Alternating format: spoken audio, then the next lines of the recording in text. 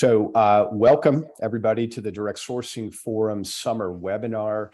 When we last looked, we had 407 registered attendees representing 25 countries today. So thank you to each of you for joining us. For those who are new, we created the forum back in 2021 so that we could explore direct sourcing trends and best practices. We try to do that in a way that's informational and not salesy. We have seen quite a bit of growth and interest in direct sourcing. I think that's witnessed by the number of folks who registered today. So that's always encouraging to see. In fact, I did want to mention we've grown so rapidly that we will be hosting the world's first on-site direct sourcing conference next February in Austin, Texas. So keep your eyes out in the fall in a couple of months for more information about that. We hope you can make it. Today, we are very fortunate. We have a number of industry leaders, and we want to have a discussion about how to plan and roll out a direct sourcing program. So we brought together today High5, LiveHire, Opptly, Pro Unlimited, TalentNet, and WorkLLama for that discussion. Before we get started, I do want to mention that we will be recording the webinar today. That includes chat. So please don't write anything that you wouldn't want to see in print later on. And we will share a link of the recording, including the chat, with everybody who attended or everybody who didn't attend. So you'll be able to either watch it again or see it for the first time. Now let's go ahead and take a minute to meet our panelists individually. Let's go ahead and start with Paul. Sure. Hey. Thanks, Brian. Appreciate that. My name is Paul Petersen with High5. I am the global product head for the organization. Been about 33 years in the industry, been in a buyer role before coming here to High5. So excited to be a part of the panel and appreciate the opportunity. Thanks a lot, Paul. Karen? Hi, my name is Karen Gonzalez. I'm the EVP for North America for LiveHire. I manage the North American business. I've been with LiveHire for about 2.5 years now. But really spent my entire career in kind of the workforce solution space. So everything from staffing to MSP, and now on the technology side. So very happy to be here. Thanks, Karen. Welcome. Coop? Good morning, afternoon, evening, as they apply. My name is David Cooper. I'm the president of Opptly. Like my co-panelists, been in the industry for about 25 to 30 years in workforce solutions and technology, and appreciate everyone's time today. Thank you. Thank you, Coop. Welcome. And then for our attendees, we have two Johns today who I'll refer to henceforth as John Poore and John Dolman. And John Poore, I'll ask you to go first. Go ahead and introduce yourself. Thanks, Brian. I'm the GM of Pro Unlimited. I've been in and around talent acquisition. Well, let's just say long enough to remember when I had a hairline and waistline. I'm just excited to be here today. Thanks for joining us, John. Appreciate it. John Dolman? Yeah, thank you. Appreciate it. My name is John Dolman. I'm Director of Sales for TalentNet. And so I'm one of the other technology providers that you see on the panel today. I was with you guys, for those that have been part of this series now ongoing. I've been on a panel recently with Brian as well. And so some of you may remember me. I'm excited to be back. This is a great opportunity and hope to be part of many more. I'm sort of the baby of the group, I guess, and that I've only been in this industry about 5 years. I came from medical sales prior to that, but have been in RPO, MSP, and then now direct sourcing sales for the last 5 or 6 years. Thanks for having me. Thanks for joining us, John. And last but not least, Kevin Poole. Hello, everybody. Kevin Poole, SVP of Strategy for WorkLLama. Happy to be here today. I've spent my entire career in HR tech, and most recently, the last several years in direct sourcing, helping customers implement direct sourcing, experience the value of direct sourcing solutions. So I'm really happy to be here today with the other experts in the industry. Thanks for joining us, Kevin. We appreciate it. And my name is Brian McGuire. I lead sales at Talent Belt. We're an independent direct sourcing advisory firm. We help our customers and clients with solution design, vendor selection, and operational best practices. So let's go ahead and get started with our first question today, which is for Coop. Who should manage an implementation of a direct sourcing program? Should it be a curation provider or a technology provider? Can you go ahead and elaborate on that? Yes, absolutely. As John was stating on his intro, right, we've done numerous direct sourcing forum discussions, right? And throughout those discussions, we've always talked about the components of direct sourcing, right? And I think a lot of us call it a three-leg stool, right? Where it's direct sourcing technology, it's curation, and it's payrolling, or EOR, if you will. So when you look at implementing a direct sourcing solution, it's a combination of a technology provider as well as a combination of a service provider. So really look at it, at the beginning of the answer is a very collaborative implementation process, right? You have one company implementing a technology that the other company, a service provider, is going to be using to fulfill what's been outsourced. But while not as extensive, certainly as a VMS or an MSP implementation, there really are some comparisons to where you have a VMS technology that is going to be used by an MSP, right? And they're coordinating in concert the implementation. So again, not as complex, but I would give that analogy to those that might be new to direct sourcing, but they're within the contingent workforce realm of understanding what a VMS and MSP is. I would give that connector between direct sourcing tech and curation. But to dive deeper into the answer, I think you have to look at what is each party doing in the implementation, right? What are they implementing? And on the direct sourcing technology side, some of the things the company is focused on are VMS and ATS integrations, right? They're also, as a direct sourcing tech company, we're looking at how do we maximize the existing tech infrastructure within the client, right? A client has existing system of records, whether it be for contingent or full-time hire. And how do we as direct sourcing technology companies plug into that? Also, direct sourcing tech companies, we're looking at data collection.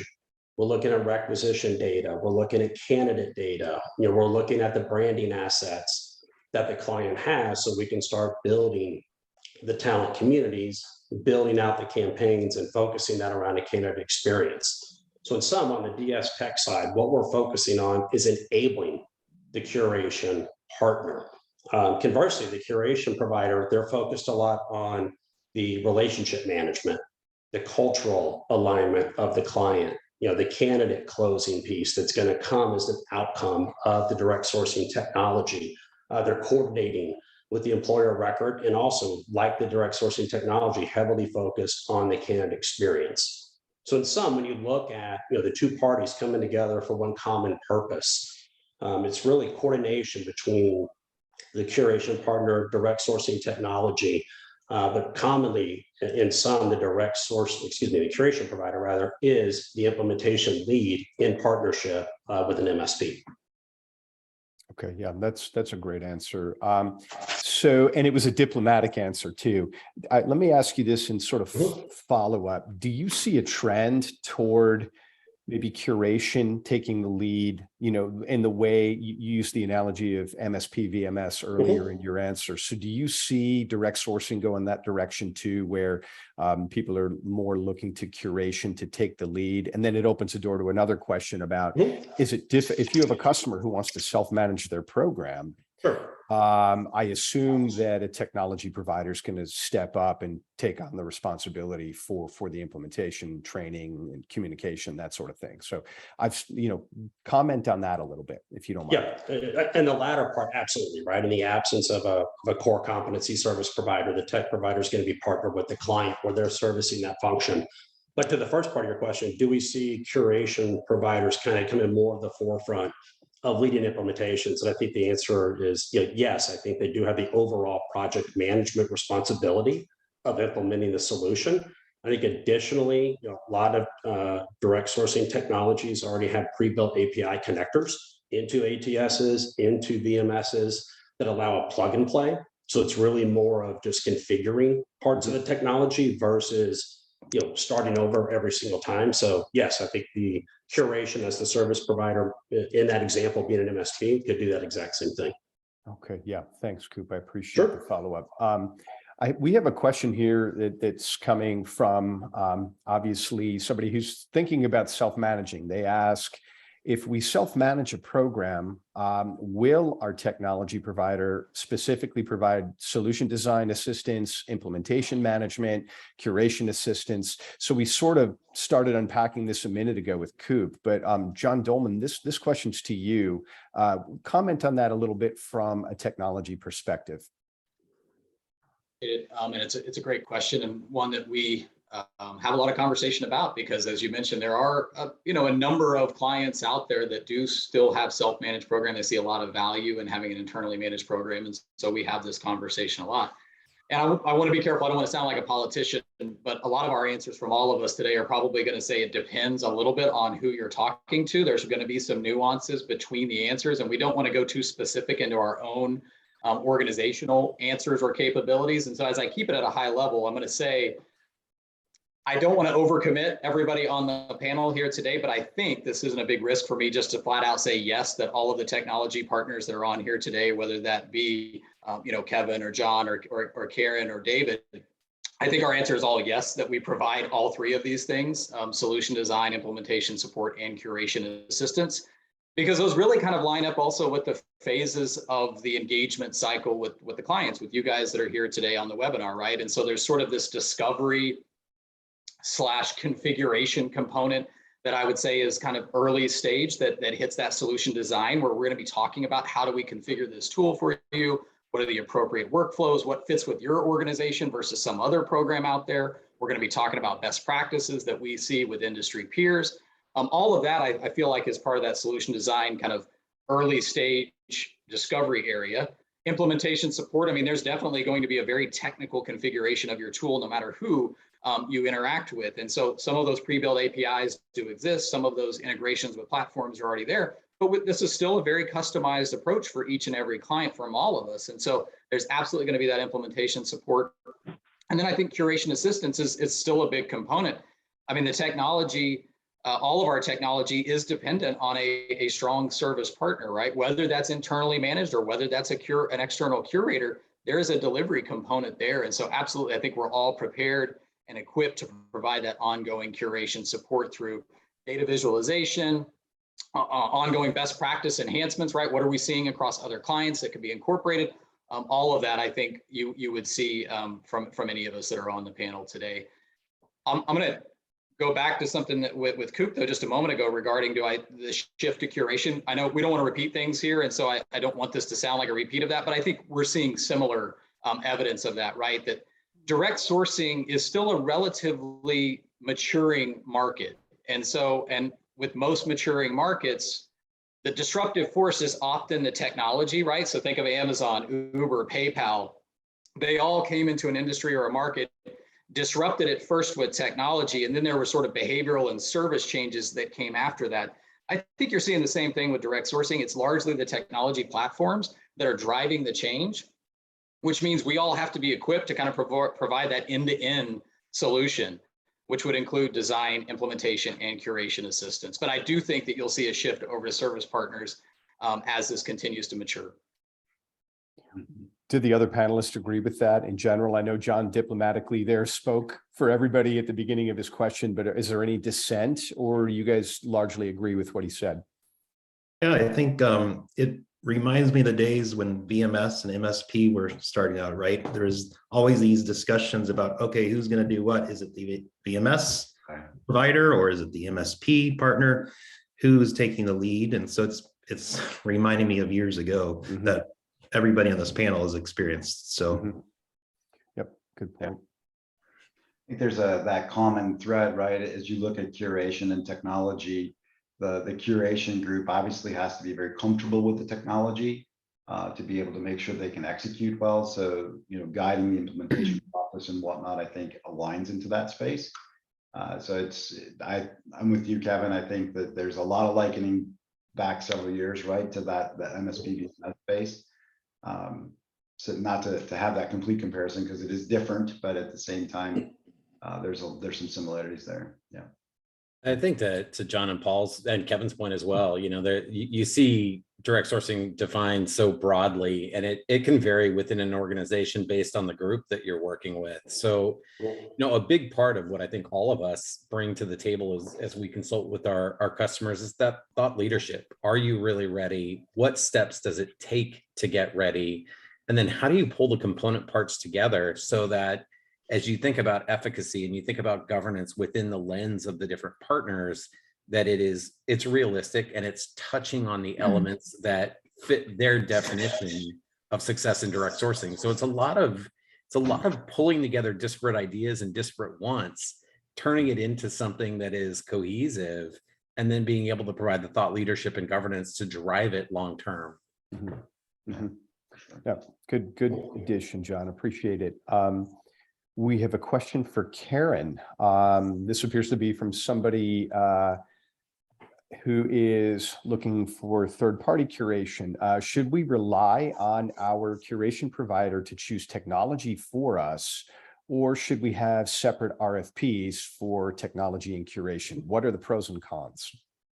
This is a great question, and I think it's one that's debated often, right? And I think if you ask, I think this question was actually asked to the curation panel that did the webinar, I think the last webinar or maybe 2 webinars ago. And in my opinion, the answer is that neither the technology or the curation partner should solely be responsible for that decision. I always encourage buyers to be part of that decision, just like when you choose a VMS or an MSP. It's unlikely that you're going to have your MSP choose your VMS. That may happen occasionally or vice versa, but most of the time you evaluate separately because they bring different things to the table and they're both responsible for delivering outcomes.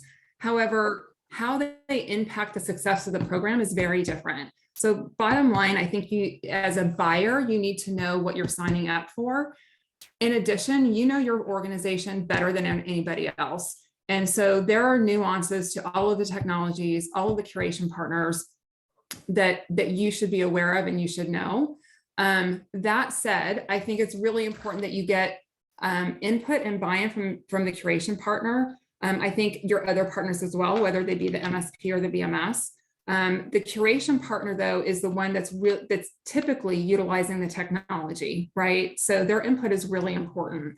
I do want to go into some pros and cons of having your curation partner choose the technology. So a pro would be your curation partner may have more experience with one technology versus another. And therefore, they're probably a very well-oiled machine when it comes to that partnership and collaboration in terms of delivering direct sourcing to a client. They won't require additional training. So I think that could be a benefit. They can certainly deliver results in some cases faster as long as it's the right technology. In addition, your curation partner may have negotiated, better rates with the technology partner based on the amount of business that they're doing together. And oftentimes that cost savings can get passed on to the client. I think a third point would be your curation partner will be able to implement and deliver talent rapidly with the teams that they're familiar with the technology they're familiar with. In some cases, we have a partner that's utilizing our technology internally because we have an ATS and CRM built into the technology. So their model is extremely efficient because their whole business is running off of the technology. So if there are things like that, there may be things like that you want to consider in terms of proficiency, productivity. So I think those are some things to think about, in terms of the positive outcomes that can come from your curation partner choosing the technology. I think some of the things that you really need to think about that could be problematic. It's certainly not a bad thing if your curation partner has only partnered with one technology. And again, we have partners that primarily have only partnered with us. However, you need to understand why they've chosen that technology. Have they done their due diligence? Do they understand what else is out in the market? Can they compare one technology to another? So understand the process that they went through to determine the technology that they prefer. Look, and we know that there are affiliations between technology companies and curation partners, and that could be a component. It could mean that, it's kind of a one-stop shop, but easy doesn't necessarily mean that it's the best solution. It could be the best solution, but what I'm saying is do your due diligence, make sure that you understand why that curation partner chooses to partner with that technology and that they've done their due diligence. Mm-hmm. I think that, if your curation partner isn't necessarily an expert regarding the technology, they may be super knowledgeable, they may be a super user, but they may not know intricately all of the capabilities and functionality of the technology. So for example, if you say, here, curation partner, choose a technology, they choose a technology, maybe that technology doesn't have the ability to configure for a specific country in your global program. That may not be something that the curation partner would have thought about. Maybe the technology doesn't meet your requirements. So there's a lot of different things to think about when you're choosing the technology, and certainly the curation partner can provide input, but it's really important that the client understands how this fits into their ecosystem. Are there systems that they need to consider in terms of integrations and things like that? And does this work ongoing? If they're looking for a total talent solution, does the technology have the ability to grow with them and do that? So there are things that your curation partner just may not know. There's also a lot of misinformation out in the market. So, they may not be able to keep up with every single technology company out there in terms of what their strengths and weaknesses might be. I heard from somebody that, they thought we were a startup, and that's just misinformation, right? We've been in business for 10 years, or, we maybe didn't have something in regards to compliance. So I think you want to make sure you verify and understand, again, what it is you're buying. Make sure that your curation partner has done, again, their due diligence when they're making that recommendation. And finally, I would say it's important that you understand the capability of the curation partner and how they work with that technology, and vice versa regarding the technology. You should understand the capabilities of both to make sure that you have the best solution possible for your organization.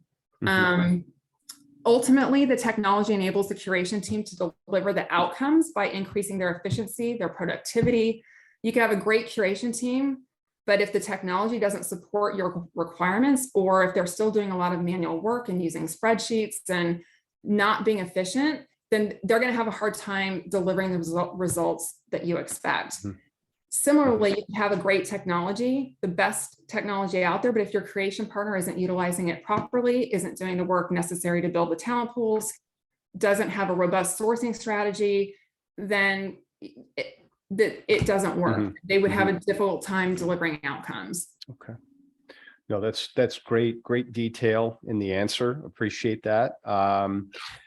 And I'm tempted.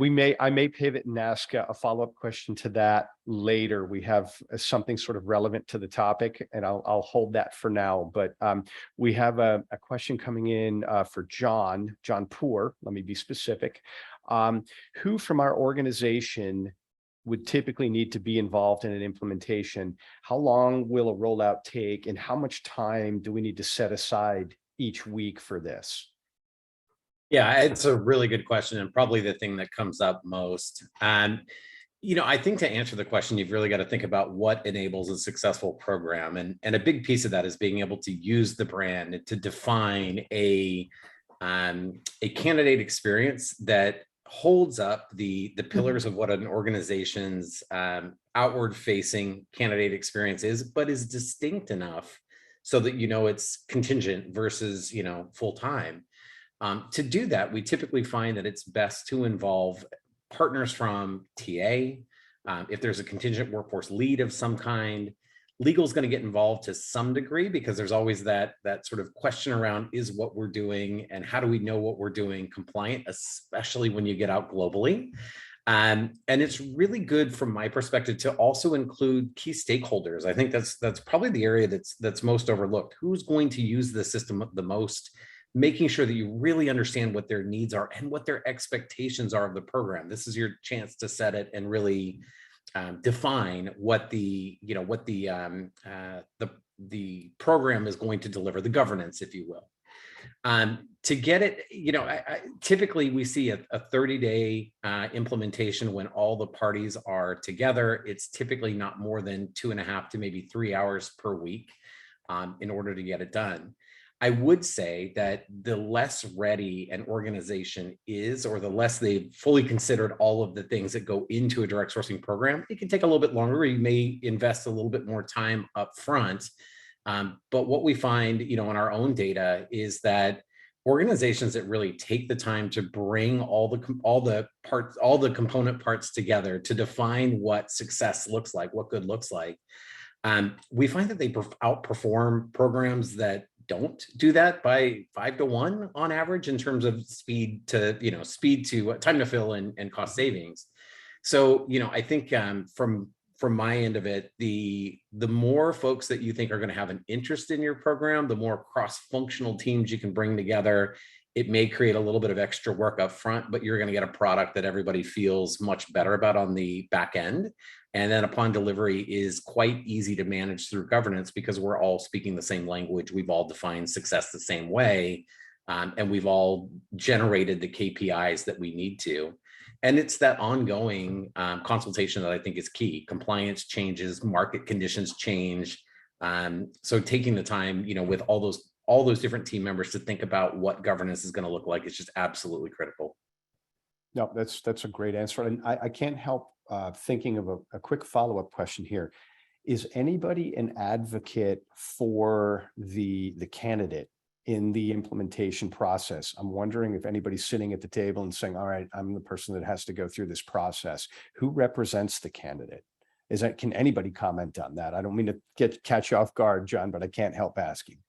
No, I think from my end of it, TA often wants to be the representative. And I think that's important from an experience standpoint. But as I mentioned, this is where pulling in the key stakeholders, your power users, is key, because you may find that there are variances in what they want from a candidate experience perspective, and even leading to what channels you're using to fill a talent cloud. So I think it's important to get as much feedback as you possibly can. I'm a measure twice and cut once kind of person. So I like to look at data. I'll ask a lot of questions about, previous CSAT scores, what's working, what isn't. We'll do our due diligence on Glassdoor and, other external resources to see what candidates are saying so that we can help lead that conversation. I think the important part for most customers to realize, and I may be jumping ahead here, is that success is building a talent cloud that you can rely on to fill positions. Filling positions is a trailing KPI of a healthy talent cloud. And if you think about it from that perspective, candidate experience all of a sudden moves way to the front, because you've got to have a way to have people join that cloud, stay engaged long-term. And that's all about experience, because you may or may not have the immediate job for them. Mm-hmm. Great follow-up. I appreciate it. Kevin, we have a question for you. All right. What talent sources should we target during implementation? And is there some priority to that? Should we go after some versus others? Oh my God, I love that question. And it comes up in every customer interaction. I know everybody on the panel has had that same question asked a million times, and it's so important to think about. First of all, I think it's important to level set, because there's been so many different definitions of direct sourcing out in the market. A lot of times we hear, oh, it's just for your known talent, or it's just your unknown talent. Well, no, it's all of the above. It's everybody and anybody that you can engage with and build a talent community to support the hiring needs of the organization. So it's your known talent, retirees, alumni, former contractors. It's also unknown talent who have found your brand online, that you have a great brand reputation. People want to come work for you, or they see job advertisements for contingent roles or full-time, and they want to be part of that community. So it's important to distinguish between those two. But in any customer interaction, I tell them, first and foremost, it's most important to build a talent community as quickly as possible. And some people call it a seed population. Others just call it the beginning of the talent community. So it's important to build a talent community quickly with the right skilled talent. So first and foremost, engage with your retirees and your alumni and former contractors. Those should be priority number one. And why is that? Because they know you. They know the systems, they know the people, the processes.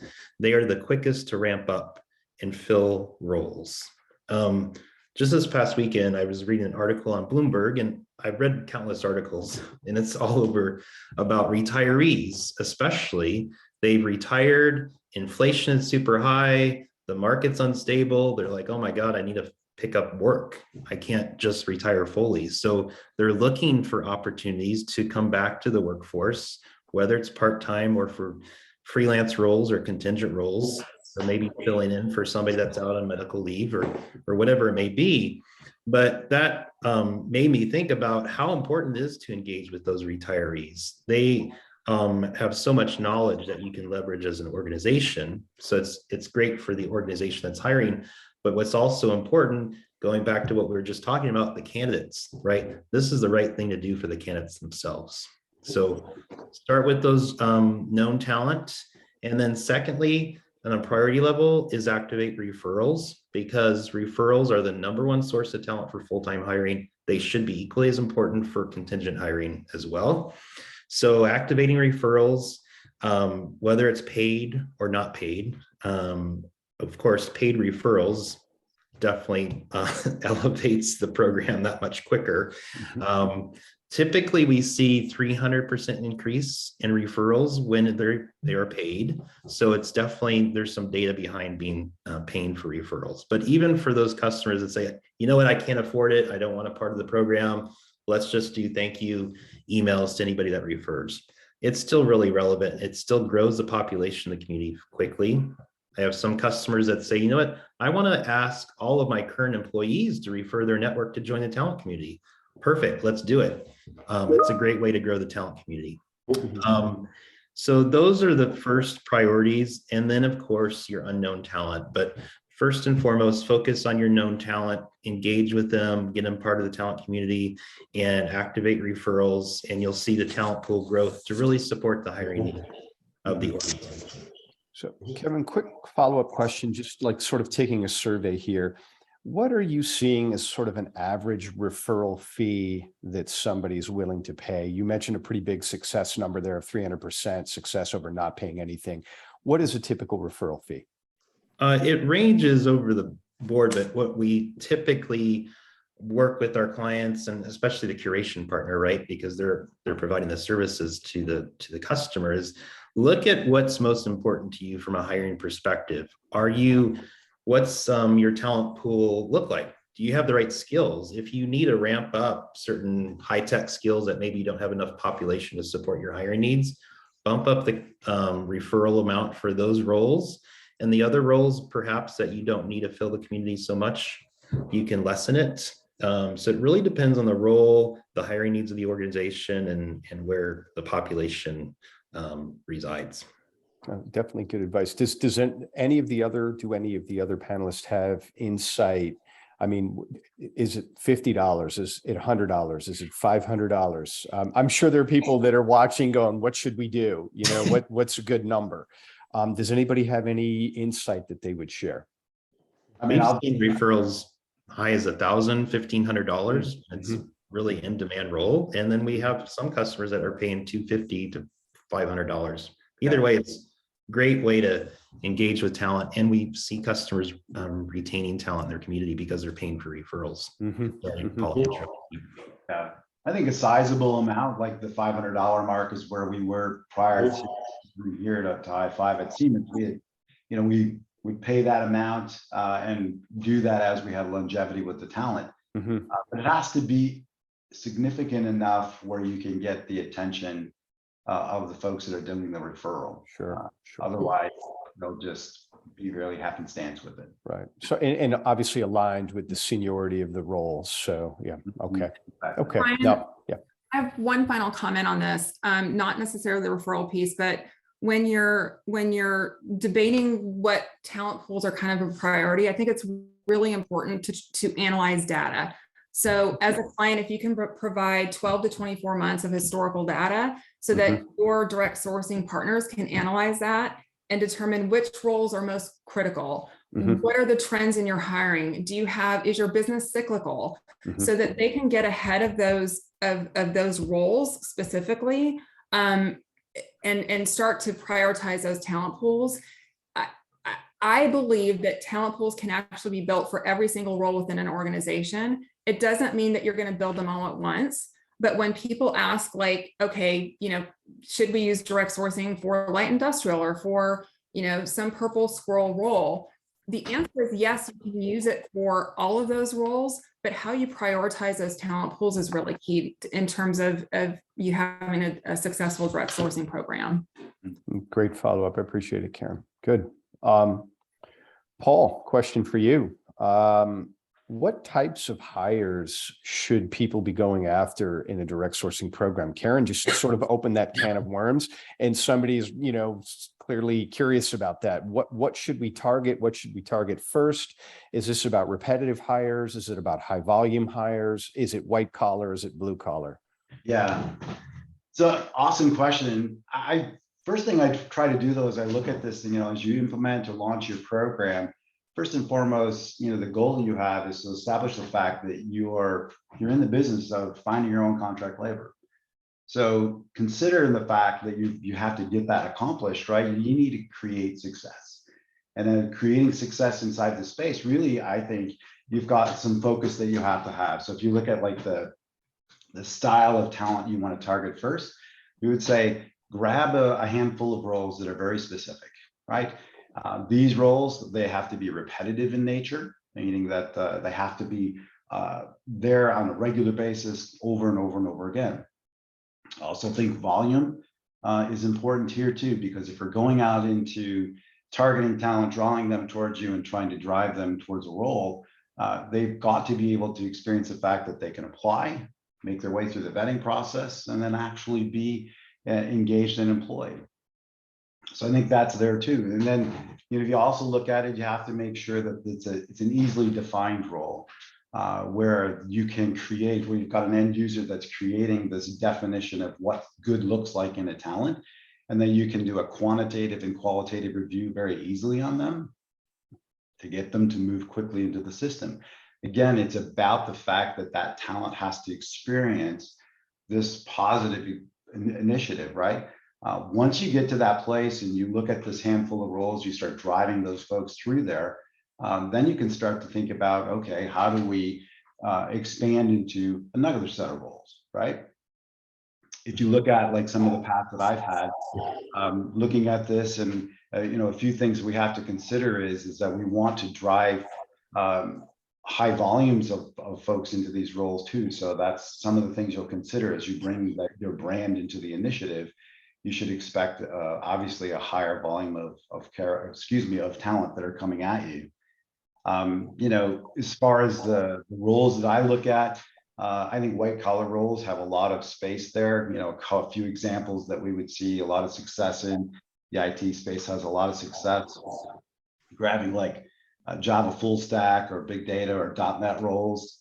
Sometimes the financial services roles tend to move well. Or even customer service roles. But again, it's taking these roles, driving it, creating your proof of concept, because at the end user has to engage this as well, right? You've got a talent that needs to engage, but the end user as well needs to be a part of that process. And if they don't see success in it, they're going to migrate back to some old habits. So that's I think, just try to be as concise as I can there. But what are your thoughts? You mentioned repetitive hires earlier. Do you guys have typically a number in mind when you're doing some analysis, building a program? What would you consider an adequate number to consider for direct sourcing?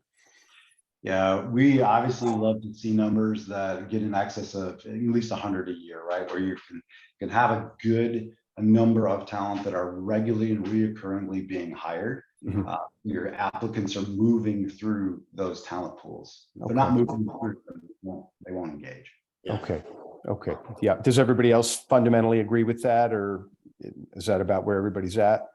Yeah, you can measure it tens, hundreds. It's everything that Paul just said, but when you're doing that in a private talent community, it's a real intricate balance of supply and demand, right? To make sure you're not over sourcing talent that doesn't meet the demand, and you have a bad candidate experience that we all talk about improving upon, and the counterbalance, right, of telling the client we're going to have an abundance of talent readily available to you, and you don't. So it's a very intricate balance of both sides of that spectrum. Okay, thanks, Coop. Question for John Poore.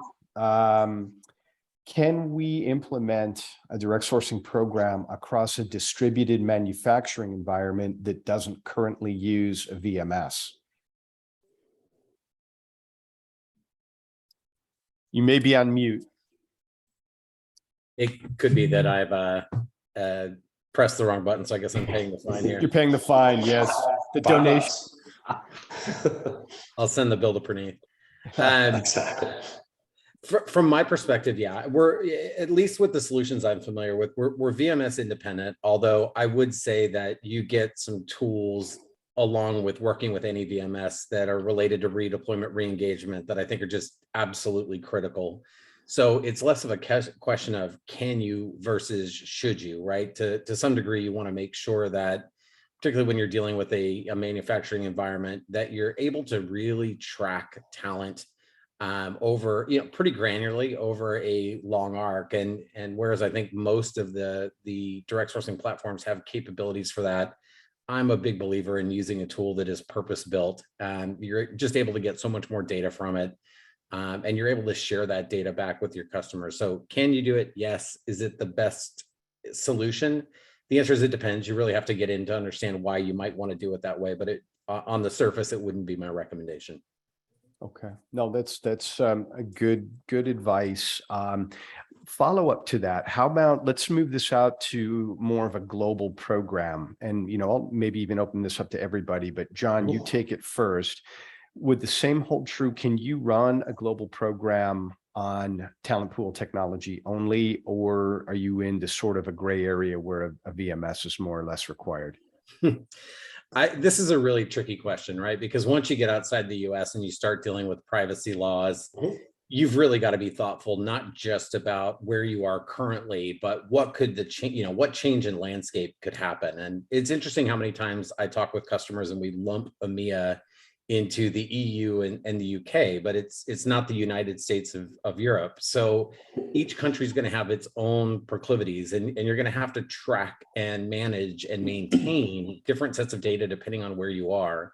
So again, can you? I honestly don't know the answer to that, Brian. It's not something that I would recommend doing because of the level of granularity that you've got to have for reporting and that ability to really speak to customers and regulators when necessary about all the steps that you're taking to manage the privacy and give workers the best opportunity to be included in the talent cloud and find a job. And the easiest example of that is, in many EU countries, the option is there for workers to say, I don't want to be screened by artificial intelligence. I want someone to do it, manually. And in that case, you've got to have another system of record beyond the direct sourcing tool. So I think there's a lot of consideration that goes into it. I think really understanding the market and where the market is going from a compliance standpoint dictates the strategy that you want to employ for global expansions. Again, I tend to be measure twice, cut once. So with the customers that we're leading into that market, it's very much not just thinking about what we're trying to achieve today, but what do we need to achieve from a year from now? What are the factors that might impact that? No, great answer to sort of a tricky question. Anybody have anything to add? I think it depends on what you're trying to fix by using direct sourcing in the absence of a VMS. Direct sourcing is great in the front office, right? We're all great at attracting talent. We're all great at positioning that talent, to an end buyer. But then you get into the VMS back office piece, right? The financial aspects, the time capture, the settlement, the reporting, the compliance. So I think you really got to look at what are we trying to accomplish with it? Because if it's solely a front office focus, sure, all of us are going to say we can absolutely do that. We do, but you're going to need that back office, and not to minimize VMS to back office. It's certainly much bigger than that.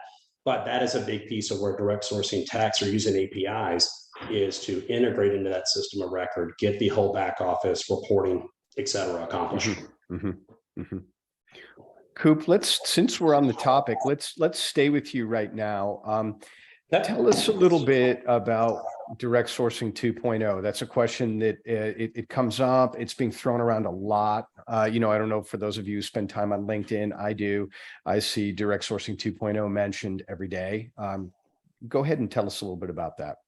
Yep, and I think it's a great question, but it's fun for those, us panelists that have been on multiple sessions of the direct sourcing forum, right? And just talking about the evolution of direct sourcing. And for me, kind of denoting direct sourcing 2.0 it just highlights the exact point for me that direct sourcing is a journey, right? It's not a destination, right? What's really cool is we'll do this probably in the, early next year. We'll go direct sourcing 3.0. What is it? And 4.0, right? So it's kind of neat, right? It's an ever evolving, industry, if you will. So I think but to segment some of the things I think you would see in kind of a 2.0 release, if you will, and certainly from representing this from the direct sourcing tech piece and that feeding the curation providers as well.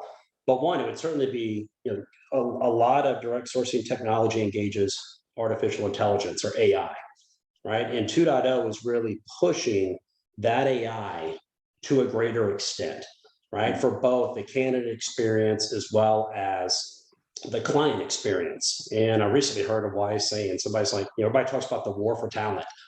And I heard someone say the war for talent's over, talent won, right? So it's like, that's pretty neat to look at it that way, but using AI to build out candidate focused value, if you will, right? Some of those examples could be, kind of looking at skill gap consultation, right? If I'm at one point of my career and I'm wanting to do something else, can the AI help me map what skills would I need to do to reach this next, point in my career because of all the data that's collected, from direct sourcing tech.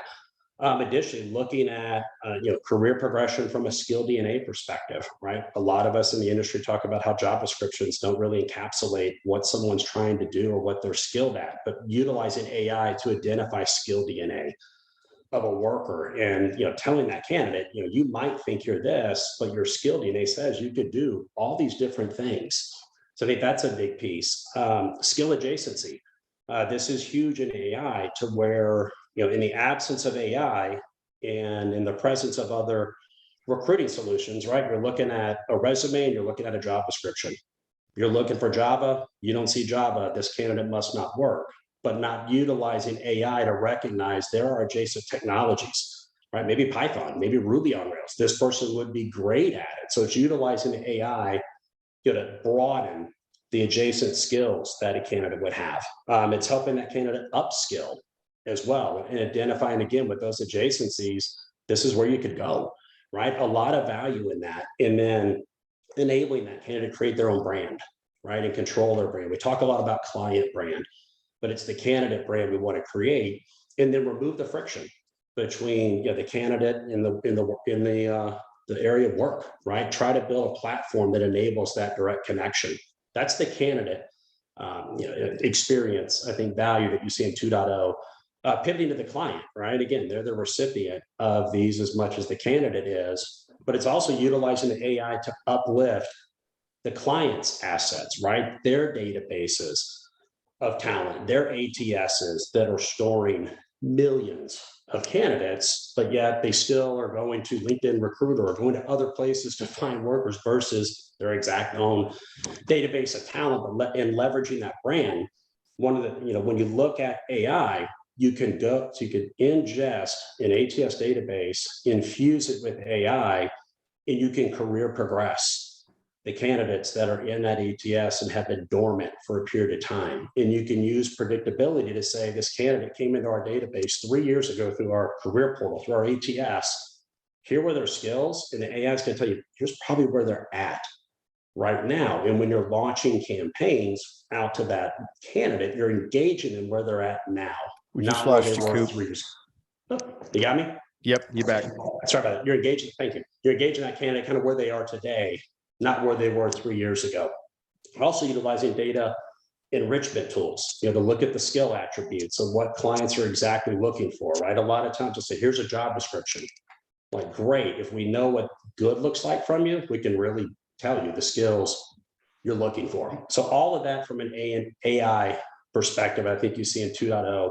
One other area that I would pivot to is expanding the access to talent for the hiring companies, and conversely, expanding the places that the talent can go to work, right? Certainly one of, I don't want to say a good thing, but one of the things that came out of COVID is the remote workforce, right? And now companies that were centered around a 30-mile proximity to their location for talent, now they don't have borders, right? Even if you just keep it within the United States, you have immensely grown the talent workforce to you. And again, conversely, the talent workforce has immensely grown the places they can go to work. So it's definitely looking at that. And the last piece I would add to the access to talent is Kevin was spot on when he talks about where do we start, right? You start with all those known workers, but additionally, we see customers expanding their talent community strategy and utilizing what are called open or public. To Kevin's point, again, there's so many naming conventions in this industry, but utilizing private marketplaces, but complementing those with open marketplaces or public marketplaces to get immediate access to talent while a private piece is building out. So in sum, we see 2.0 is pushing the AI to break boundaries and drive speed, scale, quality, and experience. Great answer. Yeah, and so even beyond AI, it sounds like analytics, predictive analysis, machine learning. So there's quite a bit to this. Thank you for the answer. Appreciate it. Just a quick call out. Some people have reached out to me and said they're having trouble with chat. I'm not sure if chat is working now or not. I don't know if our panelists are seeing it. We do know about it, and apologies to the audience. We're going to see if we can get that sorted out. In the meantime, I've got a question for John Dolman.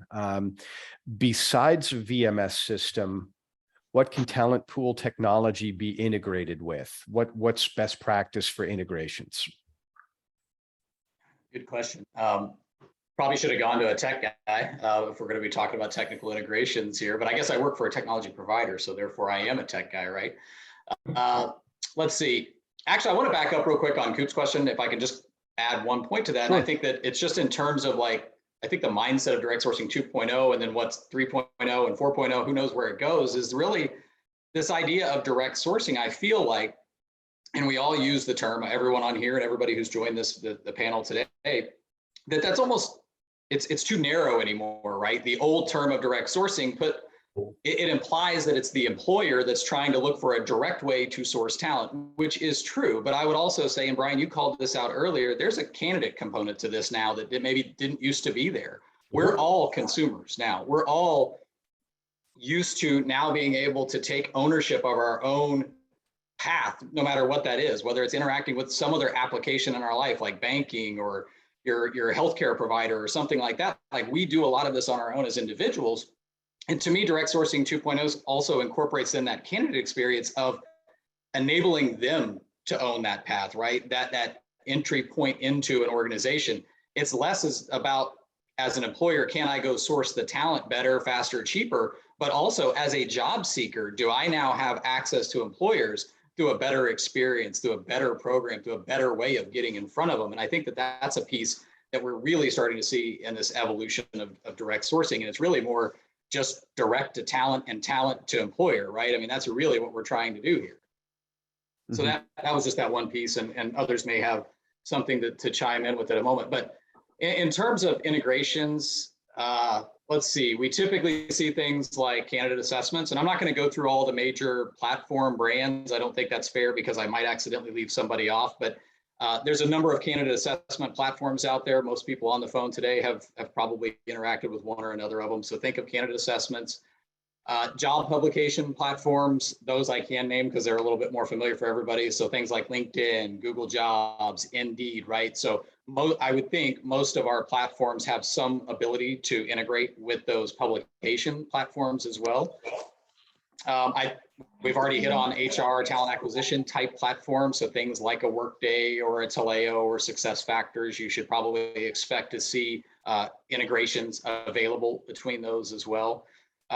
There's also some integrations that you might see on your VMS side that then have some connectivity over to your direct sourcing platform, right? So that the ability to pass information between the DSP and the VMS. And those might be things like EOR and payroll provider technologies. It could be things like IC compliance. You may have a tool as a client that you're using for IC compliance that plugs into your VMS, but that can flow data over to your direct sourcing platform. Things like benchmarking, there's a number of different benchmarking organizations out there that may be plugged into your VMS. Well, again, that may be able to pass information over to your direct sourcing platform. So I think I'm sure I've missed some integration out there. I would say start with the idea of open APIs, right? If it has an API, it's very likely that our platforms can all tie into it. In terms of API best practices, I think that was part of your question. I'm not a developer, so there may be like actual coding best practices that I'm not aware of or could speak to. The things that I've heard our development team talk about are things like, single function endpoints, right? The APIs should be for a specific task within the workflow. Those are easy sort of APIs to write to. The second would be self-service. I mean, most of the APIs we should be able to write to and vice versa. And so the idea of this kind of self-service ecosystem around the APIs itself would be something that we would be looking for, I think, for everybody. Typically like customer first solutions, right? So there's lots of APIs within most technologies. The ones that I think most people would be most interested in are the ones that solve a problem for the client themselves, not necessarily something that just makes lives easier for those of us at our technology or the curator. It's like, is this something that actually solves a problem or creates an efficiency for the client? And so that would certainly be a focus area. And then, I think there's always a foundation on security and compliance. There's a lot of data controlling parties that are going to have requirements around security and compliance. And I think any API that we would be looking at, and I would imagine everybody would say the same thing, needs to meet those standards, right? And so I think those are 4 or 5 things that we would be looking for best practice around API, beyond, like I said, just pure kind of ones and zeros that somebody, a developer might speak to. Yeah, it's a great answer, John. I appreciate the detail there as well. So sort of building on what John just mentioned, I've got one for you, Paul. Looking at an implementation, what data does a customer typically need to collect to be successful? And basically, when do they need it? Is it sort of phased, or do they need everything all at once? Yeah. This data is a really interesting thing, right? Because we can define it in a lot of different ways. I'm going to walk down a few different best practices, and then I might jump off to the left here because there's something important to cover. But typical data, Karen, you mentioned it earlier about 12 to 24 months worth of legacy data. What have you filled in the past? What does that scope look like? Where was it? How much was it? So on and so forth. All that's super important, right? To understand the ebbs and flow of that data. I also feel very strongly too about the ATS data that's there. There are millions of talent inside of that data. Of course, as Kevin mentioned, you've got your alumni contractors and those types of things, but the ATS data, that's some talent that's got some brand loyalty to you, right? There's an ability to take that ATS data and action it. Or reinvigorate it, if you will. So driving that into the seed population, I think, is a very important initiative, and getting a game plan around that. I also think too is as you look at the user base, it's collecting the data around who's going to be using it, how are they going to be using it, creating a communication plan. One of those components you really have to consider. We talk a lot about the talent experience, but there's a user experience that's going to change, right? It's going to change for the better. It should be a solid enhancement, but we have to teach that user base a bit about what to expect, the speed that's required for them to process. I mean, no degradation to the MSP initiatives that are out there today, but this will feel different, right? You won't have hundreds of different applicants that'll be floating around in your applicant warehouse there. You'll have a few, right? That'll be vetted well, and that they'll be very specific, right? And as we drive that too, it's understanding the speed for that internal user, but it's also understanding, hey, how do I get the people that I know, those referrals, how do I get them close to this program? And how do I expand the referral program into my staff? And, the birds of a feather flock together theory, getting that component into place. So all of those things I think are very important. But the one thing I look at too is, the question is when do you need that data? As soon as you can, right? But I think we have to consider that the idea here is what's the longest pole in the tent? What takes the longest to get an implementation program up and running, right? Data is important, but I also think we have to consider things like getting your career page done, getting some of your components put together to post the fact that you're now in the business of finding contract labor. Those are very important. And they're data sets for your marketing teams.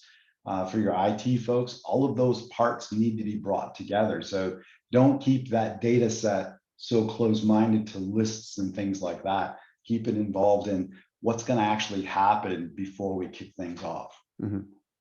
I'm imagining stuff like job descriptions, like some of the basics too would be critical here. Maybe brand standards from a marketing team or marketing group about what's, permissible, that sort of thing. So, okay, yeah, great answer.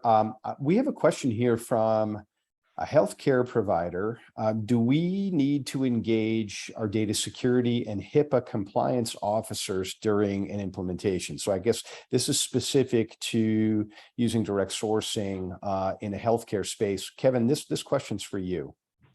Awesome. Thanks. Yeah, it's a great question. I think going back to Karen, what Karen was talking about when selecting, a direct sourcing platform provider versus a curator provider who makes that decision, it goes back to that. And it's important for a customer to understand the technology capabilities, especially when it comes around data security and data privacy. So at the core of what all of us do as technology providers is we're capturing candidates' data, personally identifiable information, names, email addresses, phone numbers, and such. And so we have to be compliant in that respect. And it's certainly thinking about the global expansion, as John was talking about. It's important that we follow the guidelines around the world. But when it comes to specifically for healthcare customers, the HIPAA compliance typically is focused around patients' data, right? So historically, a direct sourcing platform wouldn't collect any kind of data around that.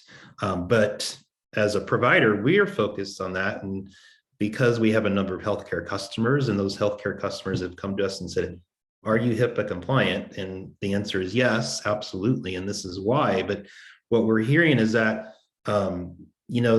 the laws and regulations are continually changing. So we are thinking, yes, there will be changes to HIPAA compliance, and will we be responsible for complying? And so to make it easier for our healthcare customers, of course, that is a focus for us. And we're even seeing our clients that want to capture vaccine records of their nursing staff and doctors, et cetera. So we're collecting that data, storing it as part of their profile. So that could be considered under HIPAA compliance. So it is really important.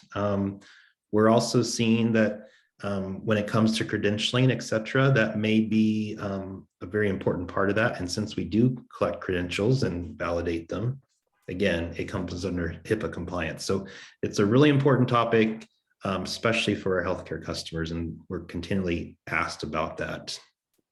Mm-hmm. So, and it sounds like it's something that's sort of changing on a day-by-day basis. So it needs to be sort of evaluated on a case-by-case basis. So and it's important for the tech provider to be in sync with their customers and what their needs are, but also the curation and service provider, because those individuals also are touching that data. So it's important that all of us are really in lockstep in servicing our customers. Mm-hmm.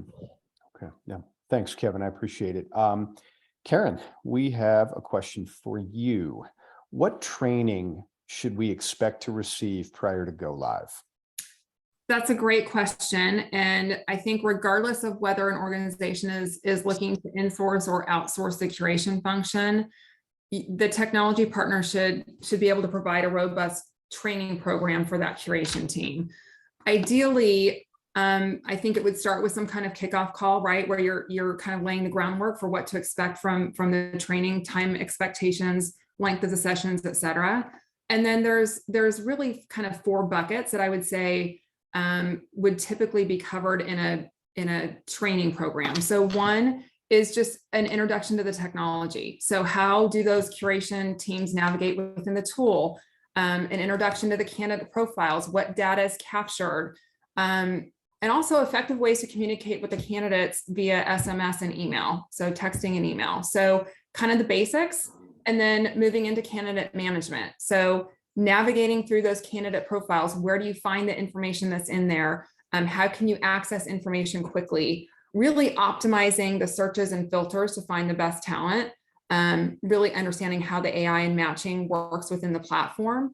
And then how to customize those candidate profiles with tags and highlights so that you can search in multiple ways for very specific information. And then keeping the community engaged and understanding the proper communication strategies. So what does that look like for that particular organization?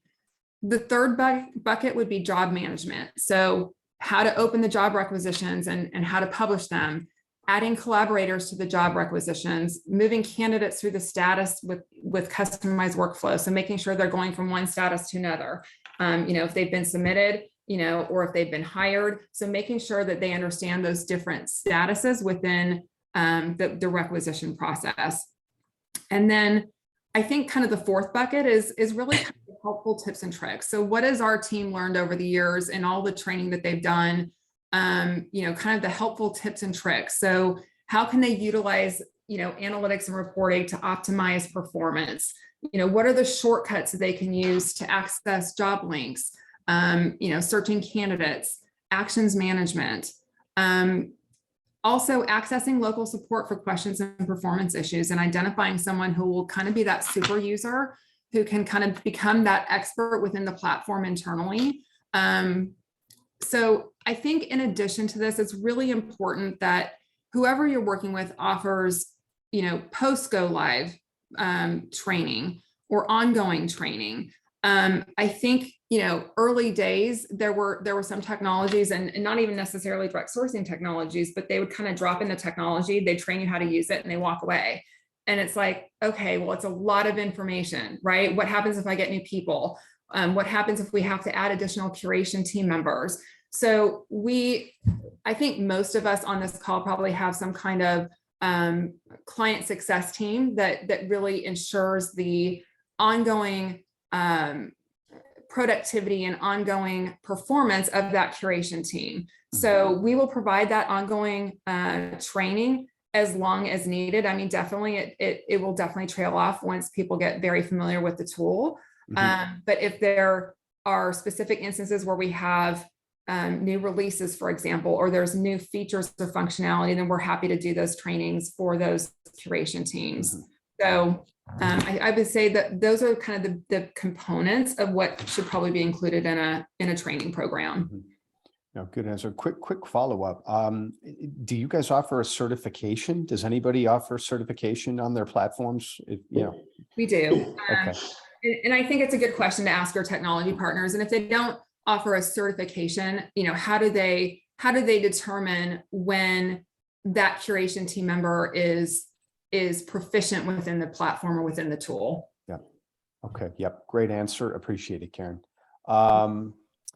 John Dolman, question for you. You got a kind of a tricky one here. Should we expect to repay a provider for implementation costs if our spend is lower than anticipated? If it's anybody but me, yes. No, I'm kidding. No, I think I'm going to answer this from my own perspective, just because I can't speak for sure for everybody else, but I'm going to leave room then for anybody to clarify. But I think my answer probably is similar to everyone's. We would not charge somebody or claw back implementation costs based on volume, right? Because while all of us, I think, are pretty skilled at helping you as a client determine what we think directionally your volume might look like. I mean, there's a lot of ways for us to get there. At the end of the day, there's still a bit of a leap of faith there, right? There's a lot of things that have to happen for that use case to come together. And so I have not seen any instances where we've tied volume to waiving implementation. Now, with that said, there's an expense for any of us to stand up a direct sourcing program with a client.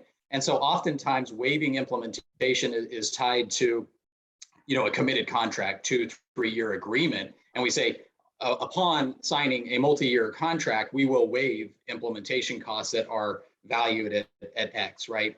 And so the only scenario really that I can think of where you might see at least a conversation around that would be if there was an early exit from the contract. Now, if that's because of cause or something like that, certainly. But if they just said, you know what, we were just feeling froggy last Friday and decided to sign the contract, but now that Monday's rolled around, we've decided not to, then I think that there would probably be a conversation around what expense had been put forth in order to stand up that program.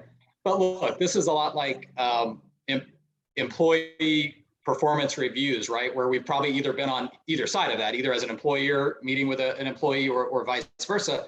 This should not ever be a surprise to anybody. And so if volume is not where it's expected and we're not seeing kind of that path to where everybody wanted to be, then there should be a lot of dialogue that's happening way in advance of that to talk about, you know, what's the gap or what's the misalignment from the original use case that was created around this. What are some of the growth options that are out there? What are some of the factors that have maybe impacted? So there should be a recurring, you know, conversation, a regular cadence around this, and it should not be a surprise for anybody around performance. But again, I'll go back to my original, which is, this has been a really long answer to what was probably a short question. And that is, no, I can't think of scenarios where we would claw back implementation fees based on volume. We would work with you to get you where you want to be. Okay, no, that's a good answer. And I think, you know, really right to the point. Probably adding to that, Brian, just real quick. I mean, none of us are in the business of earning implementation revenue, right? So it's everything John's saying, right? It's root cause analysis and identifying, you know, is the scope wrong? You know, what is, you know, what needs to be fixed, change management, et cetera. Everything John said, but we're not in the business of implementation rev. Thanks, Coop. Yeah, good follow-up. John Poore, question for you. We haven't talked really about change management, and it's a big factor in any rollout. So we've got somebody asking, do we need a communication plan, you know, for stakeholders? And is this something that you would typically provide? And who do you communicate with? How frequently? That sort of thing. Emphatically, the answer is yes. A big part of the change management, because, you know, we've got to think about this through a few lenses. There's how the talent's going to be delivered. There's the operational alignment with your MSP partner that facilitates success. There's the need to make sure that individuals know about the program itself and what the goals of it are to achieve. And so the answer is, not only do you need to build a communication plan, but it needs to be thought out in terms of what am I communicating at what time. And I think a big piece of that is really looking at the program iteratively. So you've got a lot of communication that we help design leading up to the launch.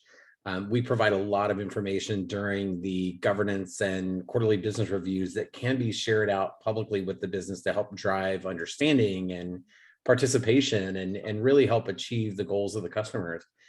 I think there's a lot of communication that has to go out to the talent clouds themselves, right? We want to engage with them, and there's no better individual for them to hear from than somebody within the organization that you're supporting.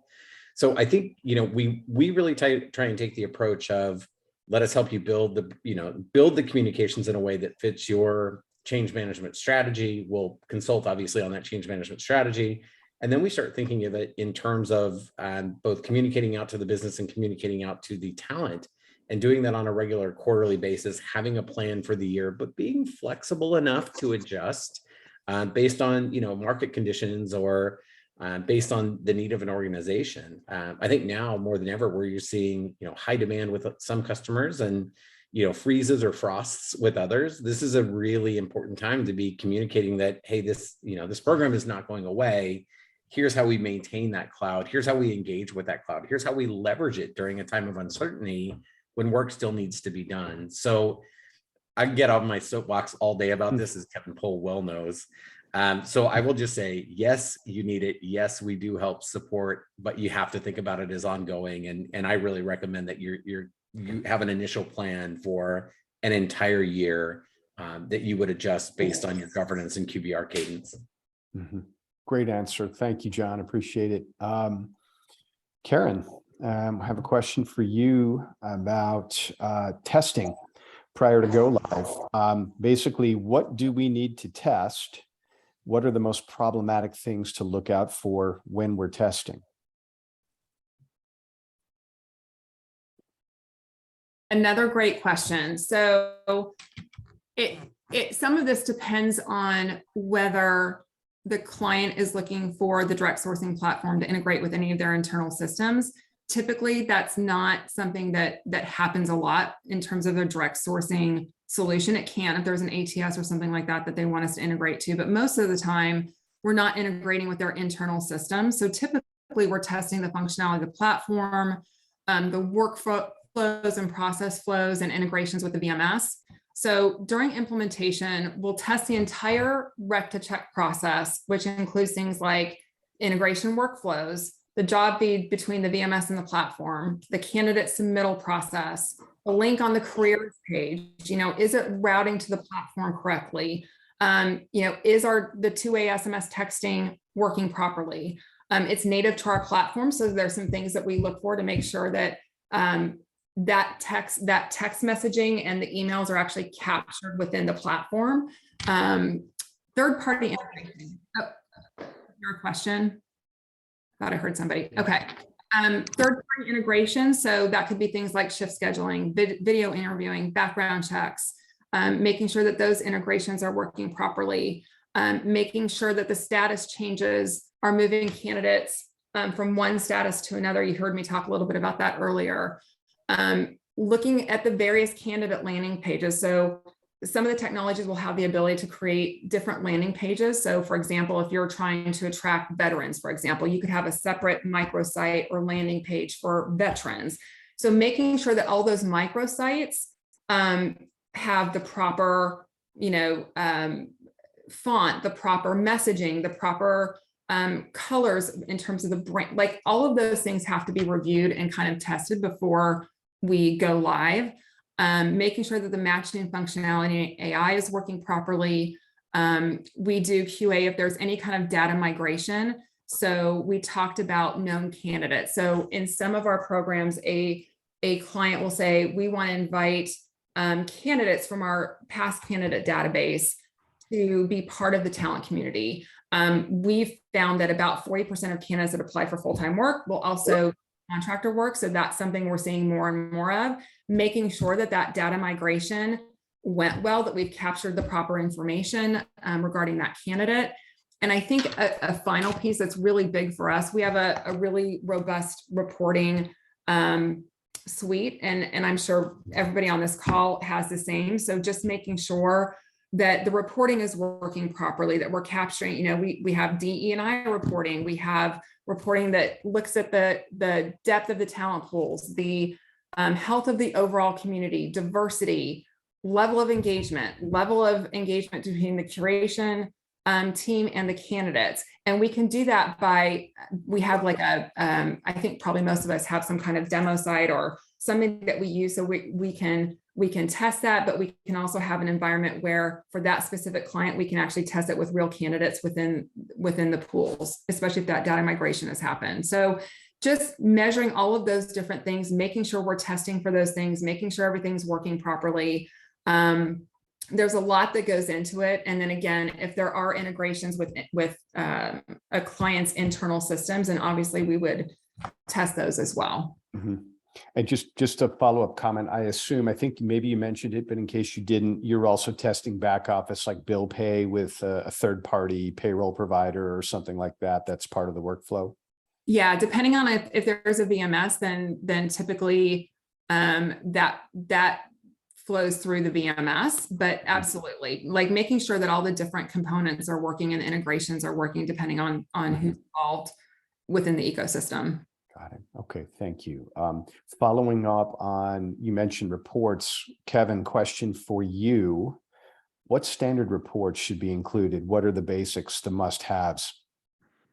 Reporting, I love it. I know Paul and I have had so many conversations about data and how critical it is to successful programs. We can talk all day long about data, but the most important element is the thinking about, who is the audience for that reporting, right? Because there are so many people that could or should be involved with direct sourcing, whether it's HR leaders, contingent workforce leaders, hiring managers, MSP program teams, and of course the curation providers who's providing all the direct sourcing services. So it really depends on the audience and who they are.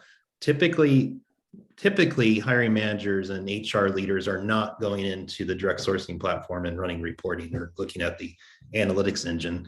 It's typically the MSP program teams and the curation providers. So it's important to look at the lens of who the audience members are, but at the minimum, you need to think about overall look of your talent community. What skill sets do you have in this community? What locations are they in?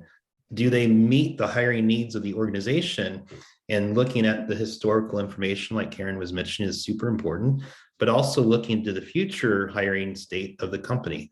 Do you have special projects coming up that will require certain skill sets? So do you have the right population of candidates to support that hiring situation? So those are all really important. And then there's all sorts of other important pieces of information like the talent pool engagement. You can have the largest talent community, but if they're not engaged, you might as well just have an Excel spreadsheet. So analyzing the talent engagement. Are they responding to text messages? Are they clicking through on an email campaign? What do those response rates look like? So those are important elements as well for analytics, in that every platform should offer you, and I'm sure most do. So those are all really important things. But then there's also things like DE&I. What does your talent pipeline and talent community look like from a diversity perspective? Everybody on this call, I know, is passionate about DE&I. We can't just look at your full-time employees. We have to look at your contingent workforce and field leaders.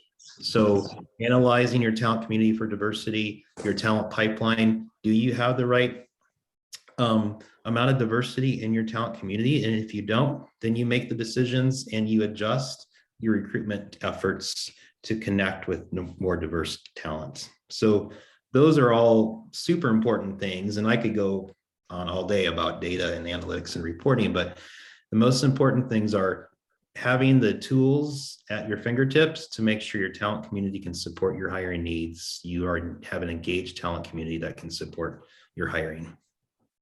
Mm-hmm. No, thanks, Kevin. Sort of like you mentioned earlier, balancing supply and demand. That's key. Yep. Let's see. We have a Coop question for you. We've got somebody asking, will you typically help us match our service level agreement in our master service agreement with reports, if that makes sense? So yeah. No, it does. I mean, it's a little bit of a continuance on the question that Kevin was answering, just kind of identifying, what type of standard reports exist within each of these direct sourcing technology platforms, right? Which types of those reports are persona driven as well. And then from there, how do we as direct sourcing technology companies, use those SLAs and those KPIs to enable the curation providers to get that speed, scale, quality, and experience we were talking about earlier. So much like within a VMS, within direct sourcing technology, we have the data, right? And that data allows us to run models against it, right? You can run certainly, the tactical SLA KPI reports. I mean, fulfillment metrics, speed, success, those types of things you can absolutely run a direct sourcing technology. But I think even more interesting to that are the predictive analytics modeling that you can do by having this data resident within these direct sourcing technology systems, and not only being able to go to the curation provider and or the client and or the MSP and say, here's the metric scorecard, right? It's green, it's yellow, it's red. Here's the definition of success. Here's what we're doing, and let's do some root cause analysis to move them accordingly. Cool, right? But it's really advancing beyond that through predictive analytics and looking at supply and demand and rate within certain markets, right? A lot of time customers like, how's my rate card? I'm like, well, which city are you in? Which skills are we looking at? All these attributes start to play. And when you compound that now with the availability of a remote workforce, you can start distributing your work to other cities, and you can do it with informed business data that says in this market, there's one job for every viable candidate. Okay, pretty even, right? This other market, there's 15 jobs for every one candidate that have a really strong rate card, right? But it's also, I think, in addition to the KPIs and SLAs, it's giving the curation provider, the client, the MSP, whomever the persona would be, predictive analytics that takes that data and makes models out of it. Mm-hmm. Are you typically seeing SLAs around like talent pool growth over time? Do you see fulfillment SLAs? So, okay, interesting. Yeah, you Good to know. definitely do. It's some of those. It's like, again, like maybe having VMS or MSP SLAs. It's making sure that those SLAs are wrapped around what each of us control, Mhm. right? It's interesting. A lot of times people are like, I'm looking at time to fill, and I'm like, well, half of that is on the client side. Mhm. Right. So it's really defining those SLAs and KPIs around things that the technology providers on this call and curation providers on this call can influence and manage. Interesting. So it's almost like a racy between the customer and the provider. There's an agreement on what everybody's going to do. Mhm. Yeah. Okay. Yep. Good. Paul, I think we have time for one more question. How do we determine our implementation schedule? And, you know, for direct sourcing, should we do a phased rollout, or this is the old VMS question, right? Or a big bang rollout? How do you make a determination about what's best? Well, of course, you have an implementation schedule as you go to implement your program. In 4 or 6 weeks, basically, you can stand the program up and get it moving. If I feel very strongly about this, if you're putting it into a phased approach, right? If you're very focused about it and you're very specific about it, I think that's the best way to be able to drive this thing. You know, creating a plan of attack, knowing you cannot boil the ocean. I think if you tried to do it in a big bang theory, I think you would get so distracted on the different categories that it would not come together the way you would want it. Specifically, I think, you know, if you look at that, when will I see the direct sourcing pool actually start to help us, right? Actually start to fill roles. I think it's really having a good mentality around what can you expect? What milestones should I look at?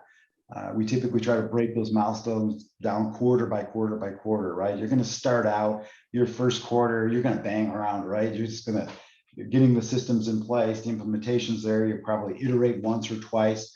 So you could expect maybe 10 or 20% of your talent to be filled from your direct sourcing program as it begins to light up. And again, it depends if you're staying completely private or if you're adding a public component to that. But that first quarter, obviously, you're going to see a lot of movement, right? But then I think as you look at your second quarter and as you drive into your third quarter, you should start to set a bar of expectation and say, okay, we want to achieve categorically, as we've done this very focused approach, we want to see 40, 50, 60% of our talent starting to come from that population. Once you start to see that trend and you start getting traction there, then I think you can then incorporate additional skills. We would encourage that you would do it in that job family. So that would be like your next launch would be in that job family, and another set of roles in that family.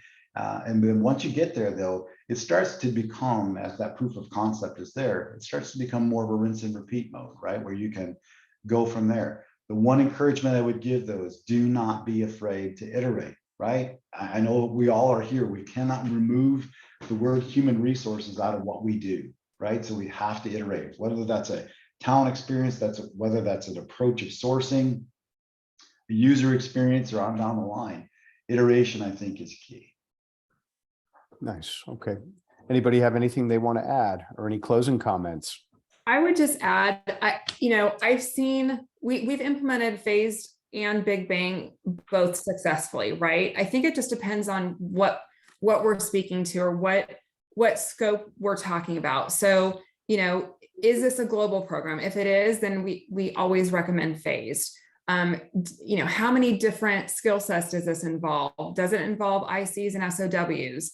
And so I think it really depends on the scope of the program in terms of what that recommendation is. I actually think you can start with multiple roles, but I think when we analyze that data, we will make the recommendation of what best practice would dictate, whether that's a phased approach, whether we can do big bang, what makes sense for that organization based on what we know and what we've learned. Oh, thanks. End of the day, it's about addressing the customer's challenges. So Yeah.